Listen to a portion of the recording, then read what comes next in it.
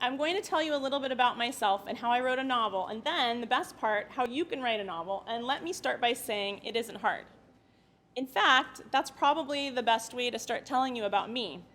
Because although I find talking about myself an endlessly fascinating activity, we have to keep it simple tonight, so I'm just going to tell you 3 main facts about myself. First, I'm a writer.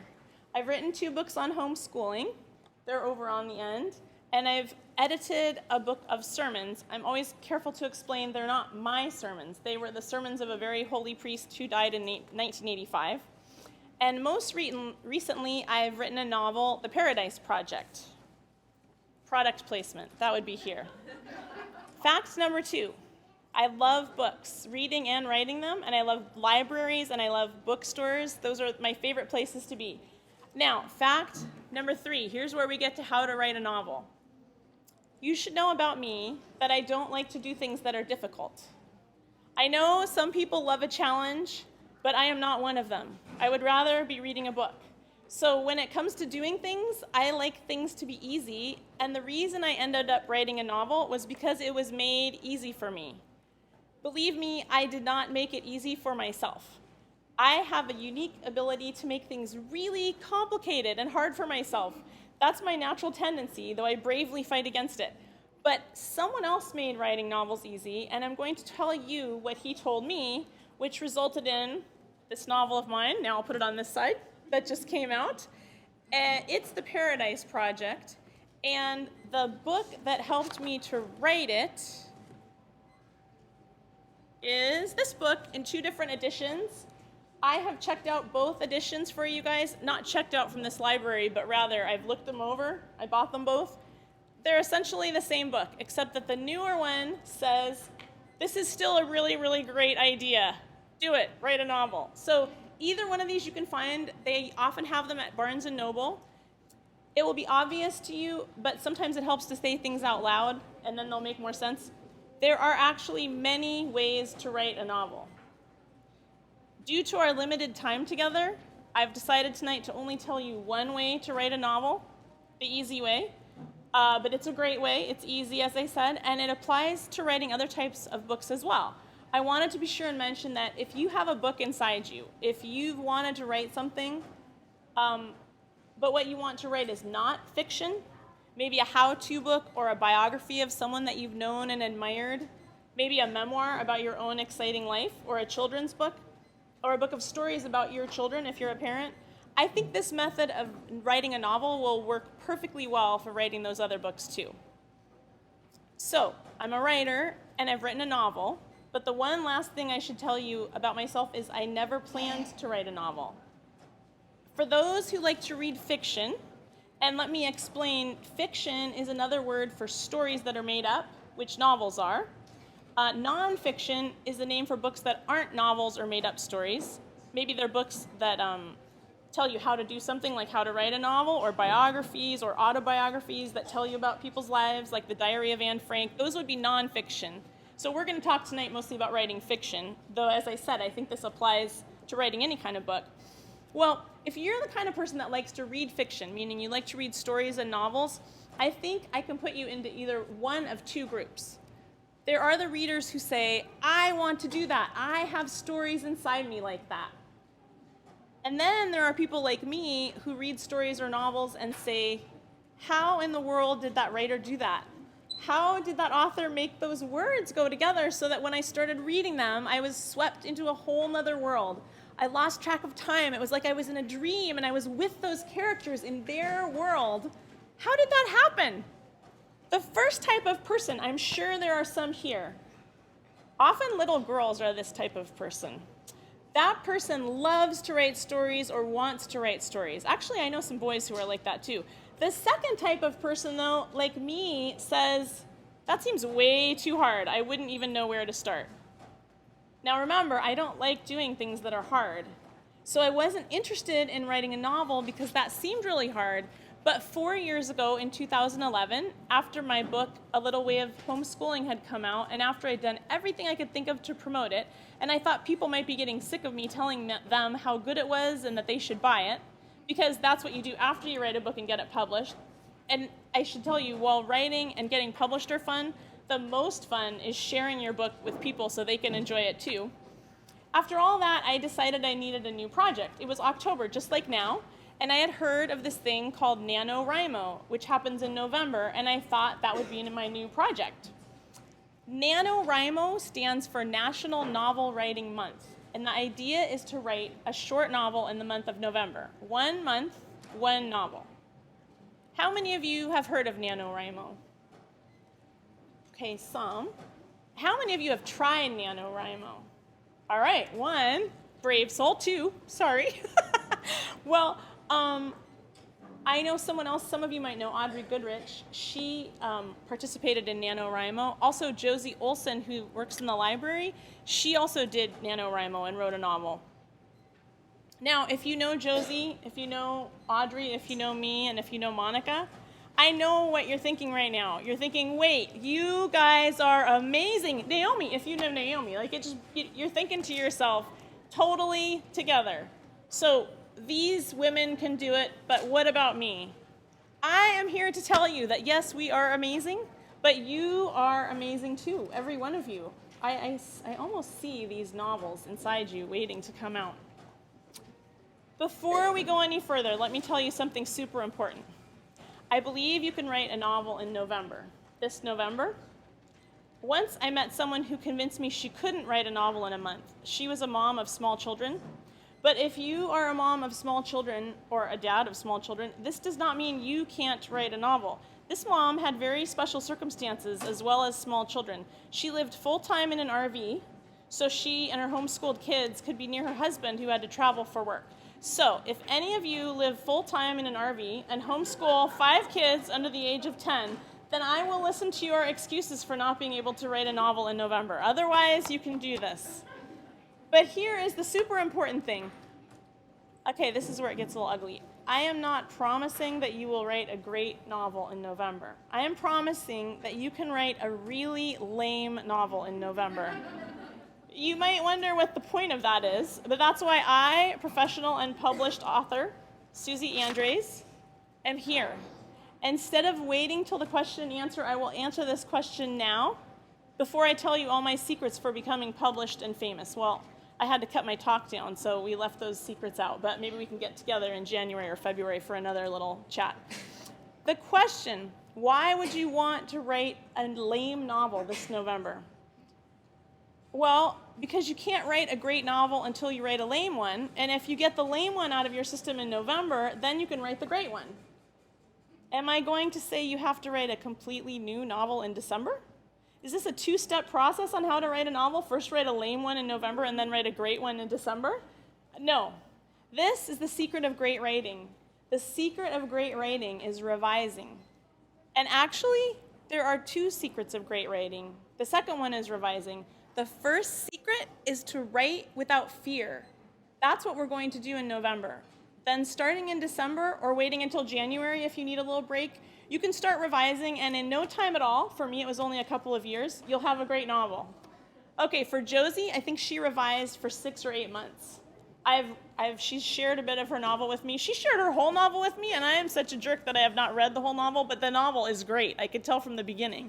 I just haven't read anything. I ordered a book at great expense and got it and was super excited and read a chapter and put it down. I just got another book very cheaply and, really good novels I'm dying to read. Josie's is on top, believe me, but I've been doing things like writing too many versions of this talk. So the point is that you will write, then you will revise, and you'll have a great novel. I revised for about 9 months. Then I put the whole thing away and rewrote the first half. Then I put that away and eventually pulled out the revised original. You see, I make things very complicated. I told you about that. But let's go back to the beginning. I'm going to tell you how to write a novel. I'm going to tell you one way to write a novel. There are many other ways, but this is an easy and super fun way, and it's also a fast way. So if you, like me, lose interest or get distracted easily by shiny things, this way of writing a novel can keep you on track. The way is NaNoWriMo, and it's the way I use to write my novel. There's a website, nanowrimo.org, and better yet, there's a book, the one I showed you, okay? And it is no plot, no problem. And this website or this book will tell you all the details, but let's keep it simple for now, and I'll give you the big picture. It is, in fact, even if you go to the website or read the book, very simple. First, in the month of November, now you could choose any 30-day period, but November's coming up, and you can have the thrill of writing your novel at the same time that thousands of other people are writing theirs. And you could join me in the library storytime room on all the Monday nights in November from 6 to 8 p.m. to work on your novel or any other book you want to write. And so, in this month of November, you set out to write 50,000 words of fiction, a short novel, or for those who are less than 18, less than 15, maybe between 10 and 14, any of those ages, you can choose a shorter word count. There's advice on the website for children to write a more realistic size novel for themselves, which makes sense because if you look at the children's books, I think maybe some of the, granted there's like the Fantastic Redwall series, those are huge and fat and chunky, but there's a lot of really good books, like if you take a Beverly Cleary book or an Edward Eager book or even something like the Hardy Boys, they're going to be on the shorter side of that, and you can choose a lesser amount. And now I'm going to anticipate another question. I've told you that starting in a couple of weeks in November, you're going to write a novel in 30 days. And you might ask, but don't I need to learn a lot before I can write a novel? What about plot and structure and world building and characters and good spelling and grammar and knowing what's going to happen? Naomi in the back is wondering all those things. I have a really good answer for you. I am not going to hold classes on plot and structure and characters and spelling and grammar, so don't get excited about that. I have a better answer. Remember, I want to keep this simple. I'm going to tell you what I did so you can do it. And my inspiration was No Plot, No Problem, the book. Here's another important thing. You might already suspect this. I am more enthusiastic than I am smart, so I didn't figure this out until after I wrote my first draft. You guys look like a smart crowd.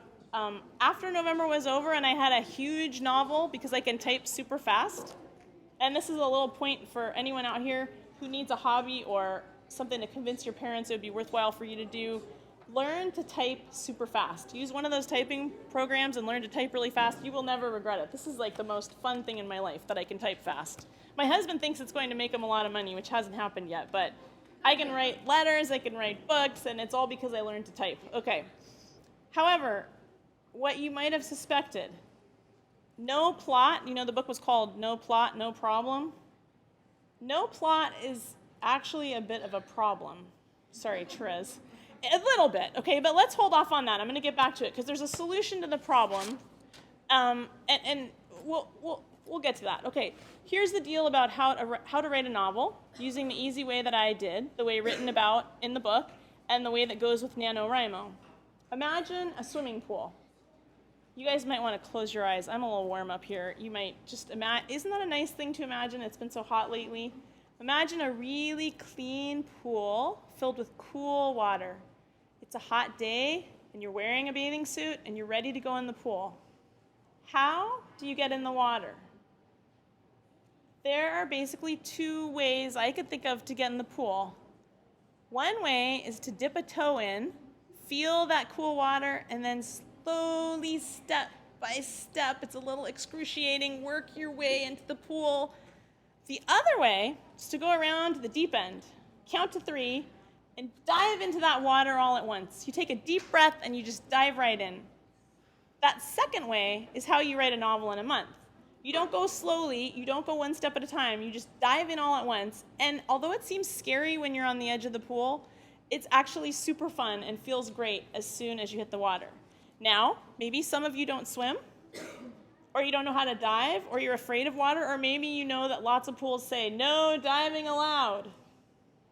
I have good news, great news. Writing a novel involves no water whatsoever. And you can dress in comfy sweats or shorts or skirt or pants or your pajamas to write a novel. You don't need the complicated part of finding a swimsuit you like. But the part that's the same is that you dive right in. And I know some of you might be the type of people, I'm not judging, who like to take it slowly when you get into a pool, and maybe in life you also like to take it slowly. You like to plan and prepare and get ready. I am willing to accommodate you, okay? The good news is we are not in November yet. You can plan and prepare and get ready for 2.5 more weeks. But the other good news is that you don't have to prepare much for this. And then, a month and a half from now, you'll have a novel, instead of spending years thinking it would be nice to write one, but where in the world do you start? So, where are we? I've told you I like easy things. I've told you there's an easy way to write a novel. I've told you there's a book and a website and a thing called NaNoWriMo, and November is our month to write a novel. I've told you the goal is to write 50,000 words in a month, or less if you're under 18 and set a different goal for yourself, which I think makes sense. And on your handout, which I don't think anyone has, but we have handouts we'll pass around after. On your handout, there's the website that tells you more about all this. Let's say your goal is 50,000 words. That's about the shortest length a story can be and still be called a novel. The Great Gatsby by F. Scott Fitzgerald is about 50,000 words. I think Jane Austen's shorter novels, Persuasion and Northanger Abbey, might be a little over 50,000 words. And now, I did this, well, no, I didn't do this math, but I took this mathematical information, so I think it's true, from somewhere else, official, the book, okay. If you divide 50,000 words by 30 days, you get about 1,667 words a day. That's how many words you need to write each day to end up with a novel at the end of a month. So, you want to write a novel, and now we've got a schedule for you. You're going to write 1,667 words a day, every day in the month of November. Practically speaking, you probably will not write on Thanksgiving Day. So, let's say that the Friday after Thanksgiving, instead of going shopping to buy cheap gadgets, you stay home, you stay off the internet, and you write extra to make up for the day you missed. I can think of 2 more questions. You may wonder, how do you find time to write 1,667 words a day, let alone double that the day after Thanksgiving, when you have a busy life and things you have to get done? For some of you, you have jobs. For some of you, you have school. You might have laundry, cooking, working outside the home, having people over, taking care of children. If you're the children, you have school at school or school at home. You have your friends to play with. You have sports. You have doing your chores. When are you going to write a novel, even 1,667 words a day? You might also be wondering, even if I convince you can find the time, how do you possibly start to write the novel? Again, we're going to keep it simple. I'm going to answer these 2 questions, how you find time and how you start your novel or where you begin. And then I'm going to say a little bit about revising. That should be plenty of information for tonight, especially with the extra information you'll get on the handouts. And then we'll move on to question and answer, door prizes, and checking out good books from the library or buying some from me. The awesome library staff, as I said, helped make up a library display of really, really good books. That's back over there, and I hope you guys, before you leave, get a chance to check some out. That's the whole point of libraries. They're so good to us. But, getting back to our questions, how do you find time for 1,667 words a day, or whatever number you've decided on? Well, how do you find time for anything? You make it a priority. My older son, Joseph, still laughs about me saying one time when we were talking about something he really wanted to do. It made sense to me. I said, well, we'll just make it a priority like everything else. That seems true. There are so many demands on your time, and many of them you can't get out of. But there are ways to save time and ways to find time and ways to make new things into priorities, and that's what you need to do if you want to write a novel. So let's take an example. I have to make dinner every night. Some nights I can make extra and we can have leftovers the next day. Some days I can think ahead and put something in the crock pot in the morning and then not have to do much to prepare for dinner. Sometimes, not often, I can get away with lots of cheap food at Del Taco. Enough for the whole family, under $20, even if you have a big family. Okay, there's great advice in No Plot, No Problem about how to find the time to do this novel writing thing, but basically the advice is this. Make a list of the things you do each day. I mean in big clumps, not necessarily every single thing. See which ones are necessary. Maybe you can't change those. You probably can't. But then some things you wrote on your list you'll find are optional and discretionary, meaning you could spend more or less time on them. So, for instance, the internet. If you find yourself spending time watching YouTube videos and doing Facebook for an hour a day, if you want to write a novel, you can take that hour and use it for writing instead. Or if you like to watch a movie or or some TV at night, you could replace that activity with writing. If you have a certain game you like to play even with your friends, or even doing Lego, or stuff that cooking with your mom, heaven forbid I should tell you to stop cooking with your mom. That's not what I mean. But if you're just say, Mom, can I bake some chocolate chip cookies today? Again, I don't want to stop you, but possibly in the time it would take you to do that fun thing that your mom wasn't asking you to do, that you didn't need to do for a party, maybe you could spend that time that day, writing. Sometimes it seems that there's no time to spare in your day, that the whole day is crammed with things you have to do. Well, be creative. You can get up earlier to write or go to bed later. If you are a mom, I see a couple moms in the audience, please forget I just said that. Sleep is essential, especially for moms.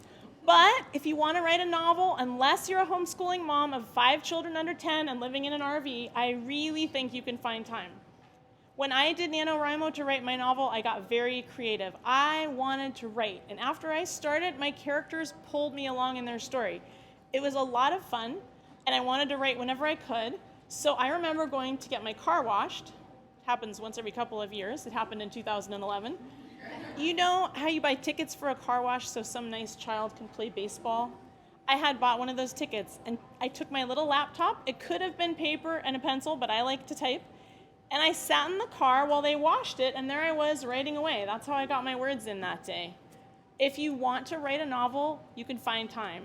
Just like if you want to do so many good things, you can find time. But I will warn you, you can't do every good thing, right? Didn't you find that? There's not time for every good thing.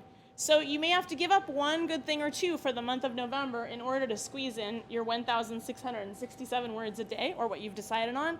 But just think of it. By the end of November, you will have a novel, and you can go back to those other fun things. So, on the bottom of the handout, we're going to make sure you get before you go, there's an exercise you can do later called 2 Magna Cartas. And it's a great way to answer that second question of how do you start? How do you get ready to write your novel? The exercise is to make 2 lists. You can do it at home and take your time over it, or you can just blast through it. One list is for what you love in novels, or the type of book that you want to write. If it's nonfiction or a children's story, you write a list of what you love in those kinds of books.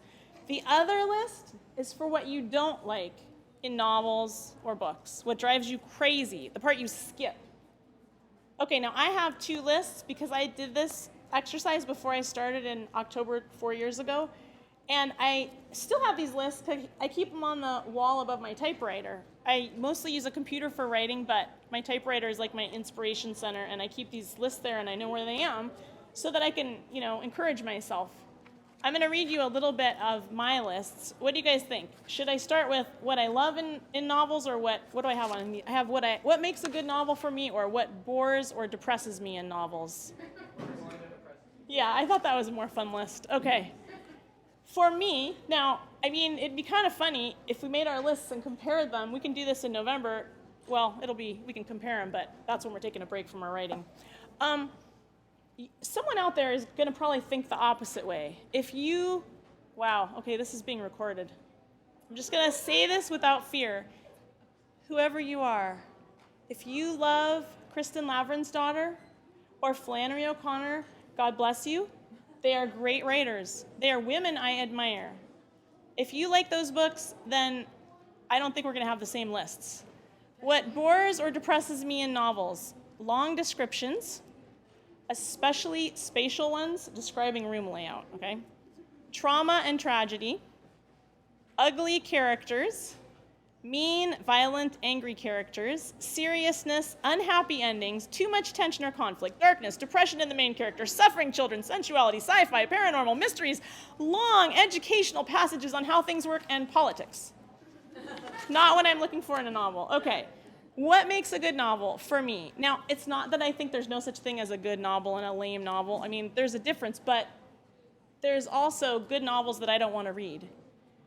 So a good novel for me: humor, gentleness, romance, true love, the lead character a girl I like and relate to, not much conflict, not too descriptive, maybe mention of books and authors in a novel. This is like one of my favorite things. When you're reading and they mention some other book, I love that. Lots of dialogue, tons of dialogue. Narrator who loves the reader. I don't know if you've ever heard of Anthony Trollope. He has a really wonderful book called Barchester Towers. He's sort of like after you've read Jane Austen, then you can't read her like 4 times in a year. It gets old, so then you read some Anthony Trollope.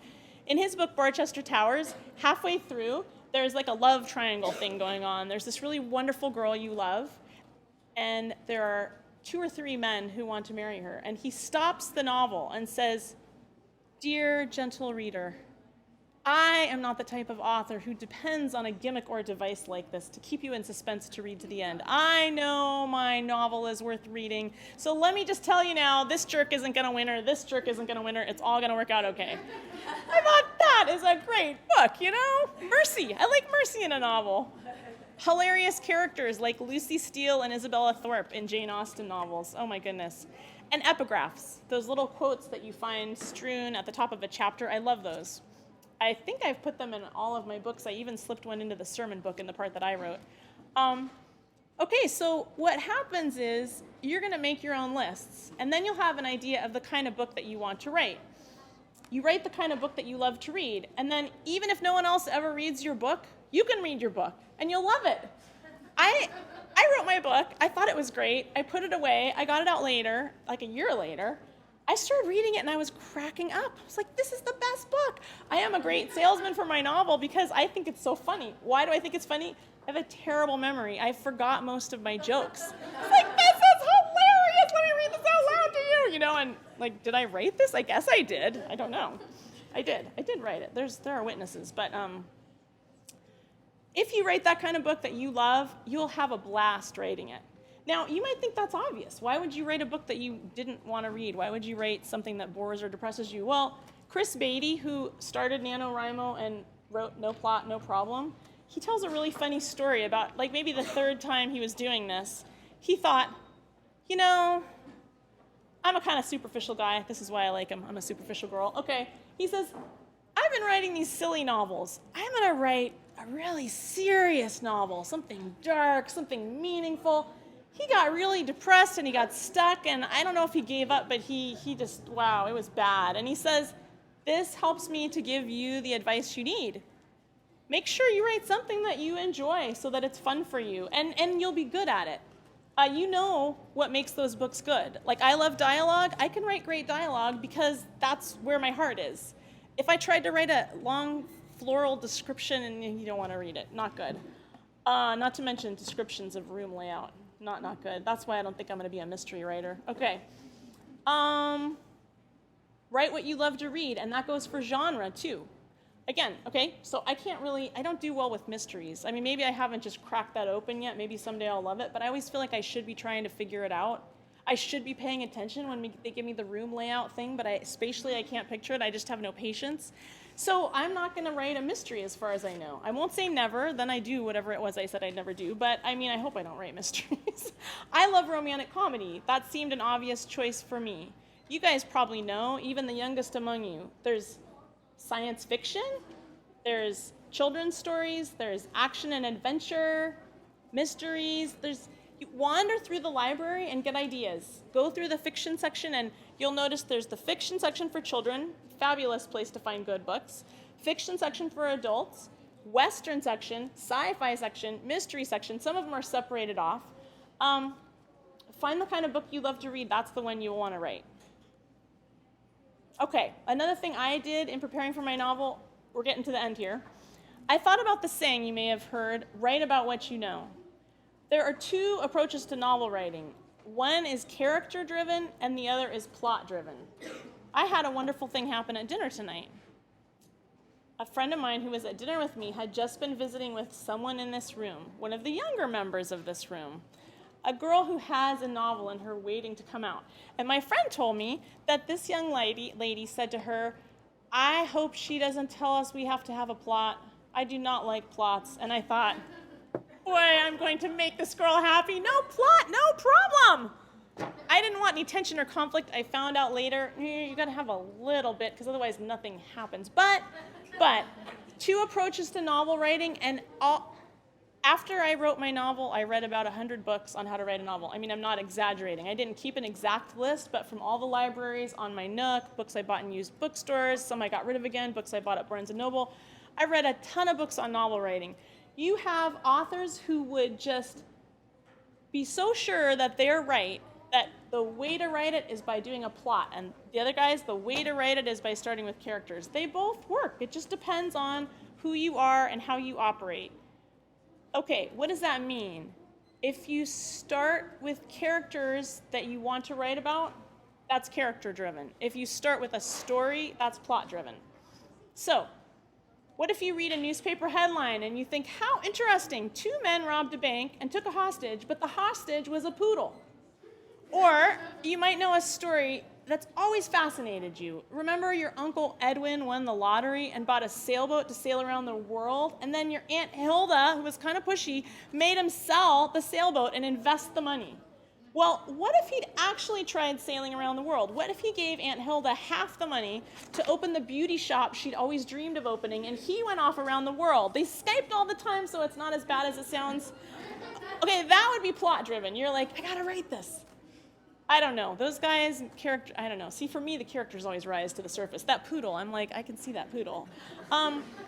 Character-driven is what I did. I started by thinking up characters. I thought about that saying, write about what you know. Well, I know about me. But if my main character was just like me, that would be autobiography, not a novel. So she has to be different from me, too. I was, at the time, 46, so I thought I'd make her 36. She later got younger, and she's 32 in the novel. I'm married. I thought, okay, she'll be single. She can't be me, right? I'm not single and 32. But I live in this area of Santa Paula, so I invented a place for her to live. It didn't take a lot of invention. It's called Santa Susana. It's surrounded by avocado trees and orange groves. It's kind of familiar. And I'm involved with Thomas Aquinas College. Well, she was connected to a school called St. Albert's College, which was quite similar. Who will her friends and family be, I wondered. I started with her character, then I thought of some of her relationships. She has a sister, she has a best friend, she has a brother-in-law who drives her crazy.